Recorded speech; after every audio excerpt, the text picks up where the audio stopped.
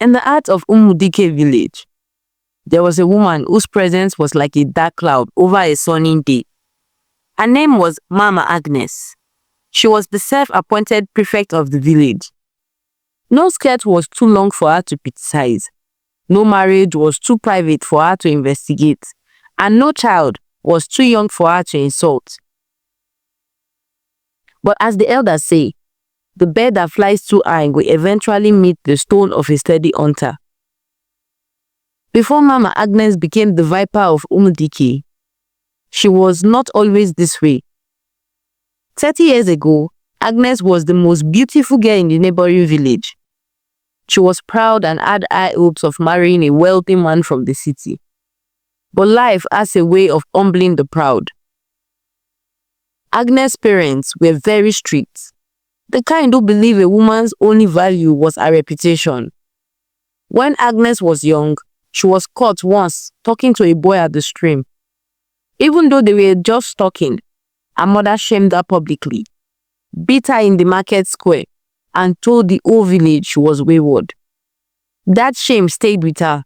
Instead of learning kindness, Agnes learned that shaming others was a weapon of power. She eventually married a man who was quiet and soft, a man she could control. But when he passed away 10 years ago, Agnes felt the world was looking down on her as a widow. To protect herself, she decided to become the judge of everyone else. She believed that if she pointed out everyone else's sin, no one would remember her own past or notice that her own children were failing. She spoiled her own children, Toby and Chioma, because she didn't want them to go through the strictness she faced. But she went too far. She gave them phones and freedom to keep them quiet so she could spend her days in the streets, monitoring other people's lives. She became a woman who lived in a glass house but spent her days throwing stones, hoping the dust she raised would hide the cracks in her own walls. And that brings us to the fateful Monday at the Keke Park. Agnes arrived at the junction, clutching her purse. In Umudike, the front seat of the Keke is the cheap seat. It costs 100 naira because it is cramped. The back seat is the executive seat. It costs 150 naira for comfort, and 3 persons are expected to sit there. Agnes threw 100 naira at the driver, Emeka. Take, she barked. But instead of sitting in the front, she climbed into the back and spread her legs wide. Mama, no! Emeka cried.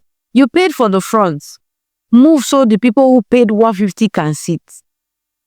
Agnes clapped her hands in his face. Keep quiet. In my father's village, the back is where the elders sit.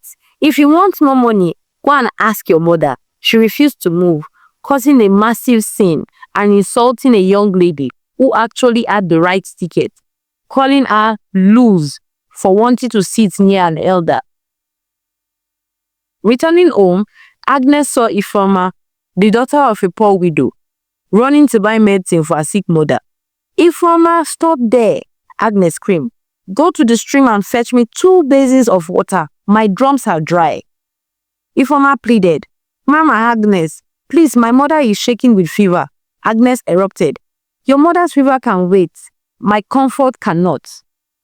While Ifeoma slaved away, in Mama Agnes' house, her son Toby was lying on the floor playing games, and her daughter Chioma was making a TikTok dance. The house was filthy, but Agnes didn't care. She was too busy disciplining a child who wasn't hers. Later, Agnes went to a provision shop. She met Blessing, a young lady, waiting for change. Hey, look at this one, Agnes pointed at Blessing's arm. Are you a human or a fattened cow? Is this how you want to find a husband? Eating all your father's money? Blessing burst into tears. The shop owner, Mama Osas, stepped in. Agnes, shut up. Your own daughter Chioma cannot even sweep. Yet you are here, weighing another person's child. The 2 women had a massive fracas, shouting and pointing, until Agnes was chased away. Blessing's parents reported Agnes to the chief. The chief, tired of the constant reports, shook his head. I am tired of Agnes. We have warned her severally. She has even paid fines. But she refused. She refused to change. Her mouth is in graveyard. One day she will meet her match. Tell them to go home. Me and my council chiefs will deliberate on how best to stop this menace.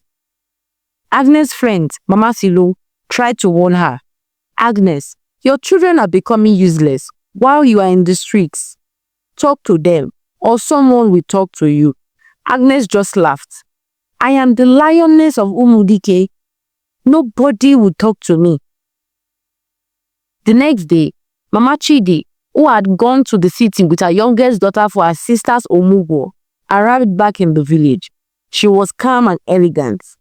Agnes saw them in the evening trying to buy things to share for neighbors and children in her compound, and immediately attacked her daughter for wearing trousers. Wayward city people, Agnes screamed. You are teaching your daughter to be a harlot. Mama Chidi didn't scream. She walked up to Agnes. Agnes, I heard about every havoc you have been causing in this village. The keke, I heard about Ifoma.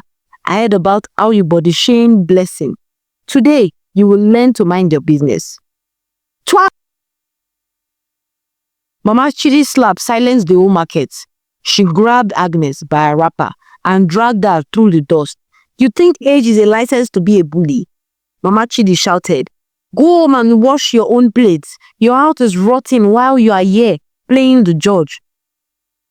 The most painful part, Agnes' own children, Toby and Choma, walked past the square at the exact moment.